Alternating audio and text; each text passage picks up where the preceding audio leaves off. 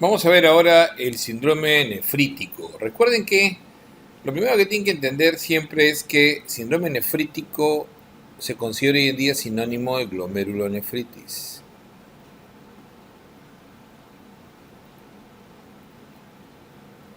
Y es fundamentalmente el hecho de tener un proceso inflamatorio glomerular, ¿ok? Entonces, proceso inflamatorio glomerular.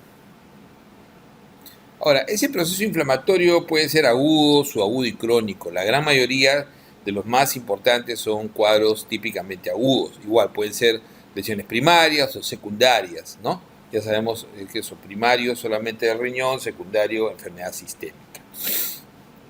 Entonces, definitivamente un proceso inflamatorio glomerular suele ser de brusca aparición. O sea, típicamente de brusca aparición. El síndrome nefrítico suele aparecer siempre con un proceso de inflamación donde el componente fundamental es la hematuria de tipo glomerular. Entonces, lo primero es que hay que definir bien qué cosa es una hematuria glomerular, ¿no es cierto? Entonces, tenemos un proceso inflamatorio que se va a expresar primero por, ¿no? O sea, acuérdense que la gran expresión de la lesión de glomérulo, la expresión de lesión de glomérulo, fundamentalmente es el hecho de tener proteinuria y de tener hematuria. Claro que esta hematuria tiene que ser de origen glomerular. Proteinuria generalmente mayor de 1 gramo, eso es típicamente glomerular. O sea, ¿no? Incluso más de 0,5 es de sospecha, pero mayor de 1 gramo no hay duda. O sea, no hay manera de que no sea glomerular una proteinuria mayor de 1 gramo. Y la hematuria, ¿qué cosa nos evidencia la hematuria? Si hay cilindros hemáticos, no hay vuelta que darle. El cilindro hemático nos demuestra que eso está viniendo desde el glomérulo. Pero el hematíe dismórfico. Ahora, el hematíe dismórfico, ahí uno puede tener algunas atingencias. Definitivamente, dismórfico, ¿cuántos dismorfismos tiene? O sea, ¿a qué se refiere con hematíe dismórfico? Se refiere a que ese hematíe va a tener anormalidades. Si tiene más de una anormalidad, entonces ya eso es más específico. Entonces, los hematíes dismórficos, más del 20% de hematíes dismórficos es lo que se suele decir hematuria glomerular. Tiene un poco más de especificidad. Lo otro es que tenga acantocitos. Acantocitos son hematíes que tienen más de un dismorfismo. Entonces, al tener más de un dismorfismo, es más, al tener 3 dimorfismos ya eso es característico, pero un acantocito que tiene más de un dismorfismo, típicamente solamente requiere un 5% de acantocitos para decir que es una hematuria glomerular. Pero con un 20% de hematíes dismórficos, yo puedo decir que eso es hematuria glomerular. Yo tengo un paciente que hace un cuadro, ¿no?, brusco, súbito a veces, de hematuria, generalmente siempre asociado a una proteinuria variable, muy variable, que suele ser menor de 2 gramos, aunque algunas veces puede estar en rango nefrótico, ¿eh? Y que este proceso de inflamación va a producir una disminución de la filtración glomerular. En los casos de las enfermedades agudas, no todas son agudas o subagudas, suele producir una injuria renal aguda, o sea, un AQI. Puede producir una injuria renal aguda. Y esa injuria renal aguda, generalmente proceso de que este proceso inflamatorio suele producir un proceso infiltrativo. Entonces, eso tener en cuenta que puede producir procesos infiltrativos. Esos procesos infiltrativos son de proliferación, fundamentalmente mesangial, ¿no? Entonces puede haber diferentes tipos de, ¿no?, proliferación, aumento del número de células fundamentalmente. ¿Qué células pueden proliferar? Pueden proliferar células a nivel endocapilar, células del endotelio, células endocapilares,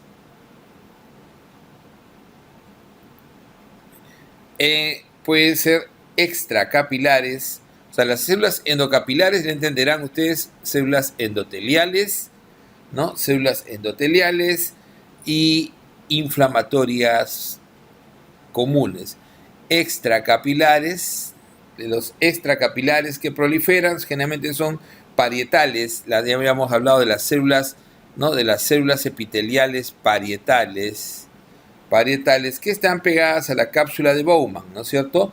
También acá participan macrófagos y participan también fibroblastos. Y el otro puede ser, y el otro tipo de proliferación es típicamente mesangial. También puede haber lo que se llama proliferación típicamente mesangial. Por lo general es secundario a depósito de complejos inmunes, ¿no? Hay tres tipos de lesiones clásicas inmunológicas, ¿no? Por depósito de complejos inmunes, por depósito de, ¿no? de anticuerpos, generalmente anticuerpos tipo antimembrana basal glomerular y tipo ANCA. Después vamos a ver eso. Y entonces en complejos inmunes ahí pueden ser primarios y secundarios. Ahí vamos a ver que, por ejemplo, un posinfeccioso es el antígeno del estreptococo A que produce un complejo inmune, por ejemplo. Para darles un ejemplo. En lupus también es complejo inmune, recuerden que con anticuerpos antinucleares. Entonces tenemos esa calidad. Entonces, este proceso inflamatorio es proliferativo, netamente proliferativo.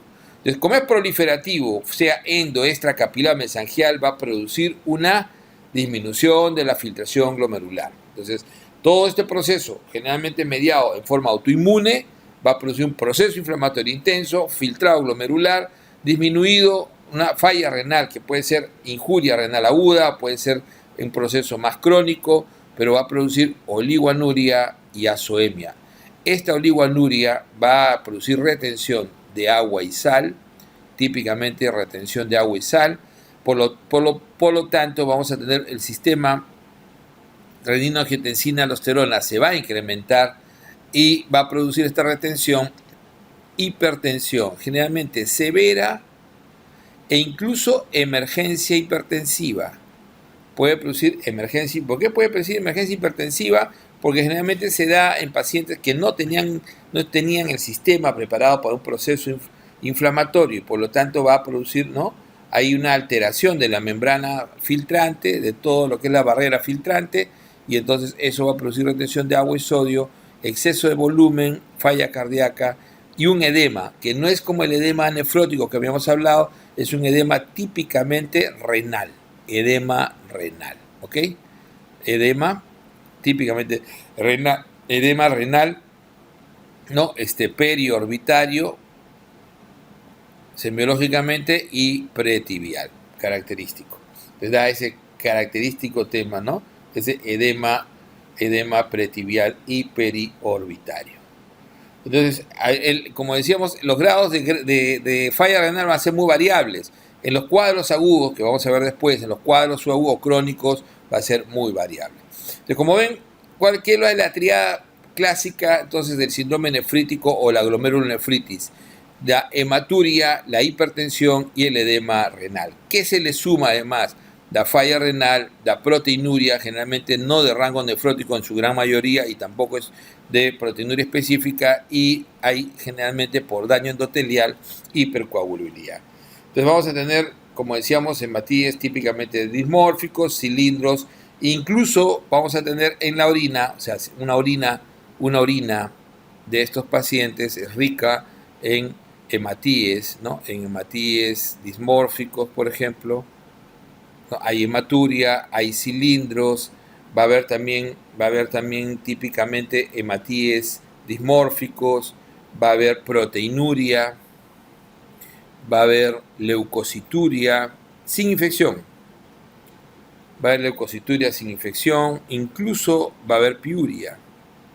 Y raramente, pero puede aparecer también cilindros leucocitarios. Entonces, este es el síndrome nefrítico clásico, donde el proceso típicamente va a ser endocapilar alrededor de los capilares, ¿no? Los endocapilares, como decíamos, o puede ser alrededor de, acuérdense que este es el espacio renal, puede ser alrededor de la cápsula de Bowman, donde está el epitelio, ¿no? Habíamos dicho el epitelio, justamente el epitelio parietal extracapilar, que cuando es muy severo, agudo, produce semilunas. Entonces puede ser extracapilar o puede ser endocapilar. Cuando es endocapilar, como habíamos dicho acá, característico endocapilar, ¿no? El endocapilar siempre es característicamente posinfeccioso y tiende a ser siempre agudo. Es típicamente agudo, posinfeccioso, complejos inmunes y suele resolverse en forma espontánea. Mientras que los extracapilares, esos son los que vamos a ver a continuación también, los extracapilares suelen ser más por depósitos inmunes, anticuerpos, y son más enfermedades sistémicas, también primarias, pero que suelen producir, por el contrario, por enfermedades secundarias o por depósitos o enfermedades autoinmunes.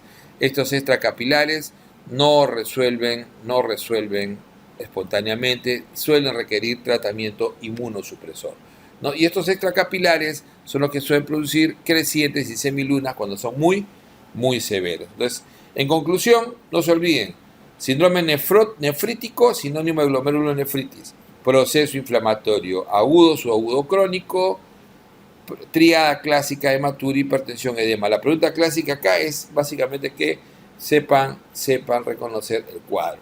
Una hematuria suele ser, en este caso, generalmente macrohematuria. Las microhematurias son raras, pero pueden aparecer. Generalmente son macrohematurias. Recuerden que las microhematurias solamente se detectan por DISTIC, ¿no? Básicamente no es el número, sino son detectables básicamente por la tira. Y una hematuria es a partir de 3 para arriba hematíes. Estos van a ser generalmente macrohematurias y de tipo glomerular. Ok.